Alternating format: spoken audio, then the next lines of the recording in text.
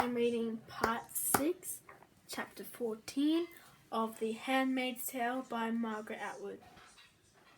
Let's get into it.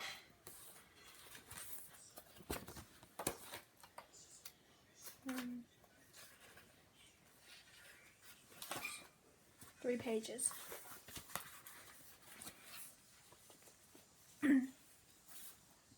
Chapter 14. When the bell has finished, I descend the stairs. A brief wait in the eye of glass that hangs on the downstairs wall. The clock ticks with its pendulum, keeping time. My feet in their neat red shoes count the way down. The sitting room door is wide open. I go in. So far, no one else is here. I don't sit, but take my place, kneeling near the chair with the footstool where Serena Joy will surely enthrone herself. Leaning on her cane while she lowers herself down, possibly she'll put a hand on my shoulder to steady herself as if I'm a piece of furniture. She's done it before. The sitting room would once have been called a drawing room, perhaps then a living room. Or maybe it's a parlour, the kind with a spider and flies. But now it's officially a sitting room because that's what it's done in it. Because that's what is done in it. By some. For others, there's standing room only. The posture of the body is important here. And now, minor comforts are instructive. The sitting room is subdued, symmetrical. It's one of the shapes money takes when it freezes. Money has trickled through this room for years and years, as if through an underground cavern,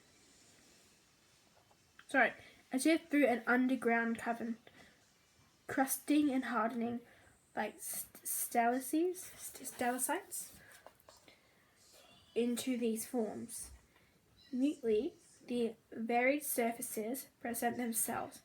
The dusk rose velvet of the drawn drapes, the gloss of the matching chairs, 18th century, the cow's tongue hush of the tough Chinese rug on the floor, with its peach pink peonies, the Sauvage leather on the commander's chair, the glint of brass on the box beside it. The rug is authentic. Some things in the room are authentic, some are not. For instance, two paintings, both of women, one on either side of the fireplace. Both wear dark dresses, like the ones in the old church, though of a later date. The paintings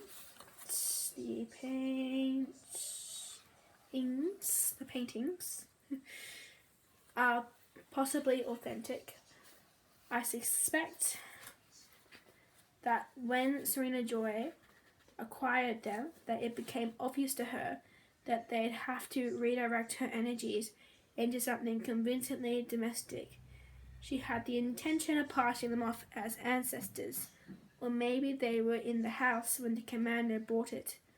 There's no way of knowing such things. In any case, there they hang, their backs and mouths stiff, their breaths constricted, their faces pitched, their caps starched, their skin greyish-white, guarding the room with their narrowed eyes. Between them, over the mantel, there is an oval mirror, flanked by two pairs of silver candlesticks, with a white china cupid centered between them. Its arm around the neck of a lamb. The tastes of Serena Joy are a strange blend. Hard lust for quality, soft, sentimental cravings. There's a dried flower arrangement on either end of the mantelpiece, and a vase of real daffodils on the polished marquetry end table beside the sofa. The room smells of lemon oil, heavy cloth, fading daffodils, the leftover smells of cooking that have made their way from the kitchen or the dining room, and of Serena Joy's perfume, Lily of the Valley. Perfume is a luxury. She must have some private source. I breathe it in, thinking I should appreciate it in the scent of pre-pubescent girls, of the gifts young children used to give their mothers. Of prepubescent girls, of the gifts young children used to give their mothers for Mother's Day. The smell of white cotton socks and white cotton petticoats, of dusting powder, of the innocence of female flesh, not yet given over to hairiness and blood. It makes me feel slightly ill, as if I'm in a closed car on a hot, muggy day, with an older woman wearing too much face powder. This is what the sitting room is like, despite its elegance. I would like to steal something from this room. I would like to take some small things. The scrolled ashtray, the little silver pillbox from the mantel perhaps, or a dried flower, hide it in the folds of my dress or in my zippered sleeve. Keep it there until this evening is over, secret in my room, under the bed, or in a shoe, or in a slit in the hard petite point faith cushion. Every once in a while, I would take it out and look at it. It would make me feel that I have power. But such a feeling would be an illusion and too risky. My hands stay where they are, folded in my lap, thighs together, hands tucked underneath me, pressing up against my body, head lowered in my mouth. There's the taste of toothpaste, fake mint and plaster. I wait for the household to assemble. Household, that is what we are. The commander is the head of the household. The household is what he holds. The house is what he holds. To have and to hold, till death do us part. The hold of a ship, hollow. Cora comes in first, then Rita, wiping her hands on the apron. They too have been summoned by the bell. They resent it. They have other things to do, the dishes, for instance. But they need to be here. They all need to be here. The ceremony demands it. We are obliged to sit through this, one way or another. Rita scowls at me before slipping in to stand behind me. It's my fault, this waste of her time. Not mine, but my body's. If there is a difference, even the commander is subject to its whims. Nick walks in, nods to all three of us, looks around the room. He too takes his place behind me, standing. He's so close that the tip of his boot is touching my foot. Is this on purpose? Whether it is or not, we are touching. Two shapes of leather. I feel my shoe soften. Blood flows into it. It grows warm. It becomes a skin. I move my foot slightly away. Wish he'd hurry up, says Cora. Hurry up and wait, says Nick. He laughs, moves his foot so it's touching mine again. No one can see beneath the folds of my outspread skirt. I shift. It's too warm in here. The smell of stale perfume makes me feel a little sick. I move my foot away. We hear Serena coming down the stairs, along the hall, the muffled tap of her cane on the rug. Thud of the good foot.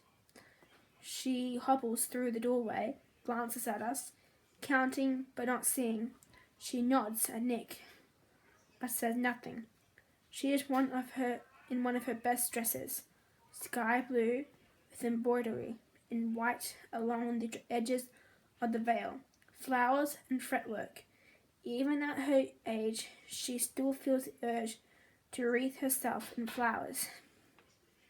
No use for you, I think at her, my face unmoving.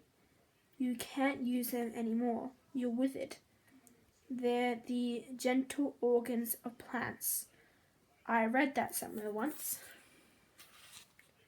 She makes her way to her chair and footstool, turns, lowers herself, lands ungracefully. She hoists her left foot onto the stool, fumbles in her sleeve pocket. I can hear the rustling, the click of her lighter, a smell of hot cinder smoke. Breathe in. Late, as usual, she says. We don't answer. There's a clatter as she gropes on the lamp table. Then a click, and the television set runs through its warm-up. A male choir with greenish-yellow skin. The color needs adjusting. They're singing. Come to the church in the wildwood. Come, come, come, come, sings the basses. Serena clicks the channel changer, waves, colored zigzags, a garble of sound. It's the Montreal satellite station being blocked. Then there's a preacher, Ernest, with shining dark eyes, leaning towards us across a desk. These days, they look a lot like businessmen. Serena gives him a few seconds, then clicks onward. Several blank channels, then the news. This is what she's been looking for. She leans back, inhales deeply. I, on the contrary, lean forward, a child being allowed up late with the grown-ups. This is the one good thing about these evenings, the evenings of the ceremony. I'm allowed to watch the news. It seems to be an unspoken rule in this household. We always get hit on time. He's always late. Serena always lets us watch the news. Such as it is, who knows if any of it is true? It could be old clips. It could be fake. But I watch it anyway, hoping to be able to read beneath it. Any news now is better than none. First, the front lines. They are not lines, really. The war seems to be going on in many places at once. Wooded hills, seen from above. The trees are sickly yellow. I wish she'd fixed the color. The applicant highlights. The voiceover, where the Angels of the Apocalypse, 4th Division, are smoking out a pocket of Baptist guerrillas with air support from the 21st Battalion of the Angels of Light. We are shown 2 helicopters, black ones with silver wings, painted on the sides. Below them, a clump of trees explodes. Now a close shot of a prisoner with a stubbled and dirty face, flanked by 2 angels in their neat black uniforms. The prisoner accepts a cigarette from one of the angels, puts it awkwardly to his lips. with his bound hands. He gives a lopsided grin. The announcer is saying something, but I don't hear it. I look into the man's eyes, trying to decide what he's thinking. He knows the camera is on him. In the grin, a show of defiance, or it is submission. Is he embarrassed at having been caught? They show us only victories, never defeats. We want bad news. Possibly he's an actor. The anchorman comes on now. His manner is kindly, fatherly. He gazes out at us from the screen, looking with his tan and his white hair and candid eyes, wise wrinkles around them, like everybody's ideal grandfather. What he is telling us, his level smile implies, is for our own good. Everything will be all right soon, I promise. There will be peace. You must trust. You must go to sleep like good children. He tells us what we long to believe. He's very convincing. I struggle against him. He's like an old movie star. I tell myself with false teeth and a face job. At the same time, I sway towards him like one hypnotized. I'm just going to go with that. If only it were true. If only I could believe. Now he's telling us that an underground espionage ring has been cracked by a team of eyes working with an inside informant. The ring has been smuggling precious national resources over the border into Canada. 5 members of the heretical sect of the Quakers have been arrested, he says, smiling blandly, and more arrests are anticipated. 2 of the Quakers appear on screen. A man and a woman. They look terrified, but they're trying to preserve some dignity in front of the camera. The man has a large dark mark on his forehead. The woman's veil has been torn off, and her hair falls in strands over her face. Both of them are about 50. Now we can see a city again from the air. This used to be Detroit. Under the voice of the announcer, there's the thunk of artillery. From the skyline, columns of smoke ascend. Resettlement of the children of Ham is continuing on schedule, says the reassuring pink face back on the screen. 3,000 have arrived this week in National Homeland 1, with another 2,000 in transit. How are they transporting that many people at once? Trains? Buses? We are not shown any pictures of this. National Homeland 1 in North Dakota. Lord knows what they're supposed to do once they get there. Farm is the theory. Serena Joy has had enough of the news. Impatiently, she clicks the button for a station change, comes up with an aging bass baritone, his cheeks like emptied udders, whispering hope is what he's singing. Serena turns him off. We wait. The clock in the hall ticks. Serena lights another cigarette. I get into the car. It's a Saturday morning. It's a September. We still have a car. Other people have to sell theirs. My name isn't Offred. I have another name, which nobody uses now because it's forbidden.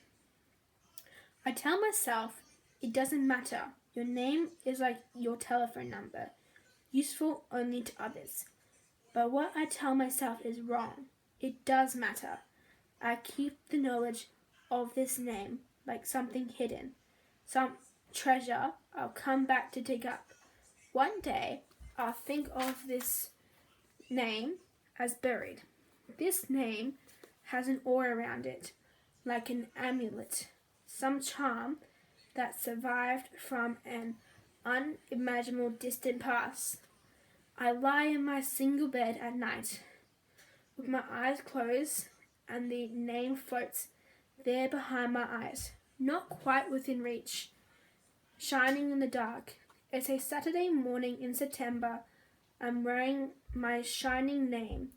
The little girl, who is now dead, sits in the back seat with her two best dolls, her stuffed rabbit, mangy with age and love. I know all the details. They are sentimental details, but I can't help that. I can't think about the rabbit too much, though I can't start to cry.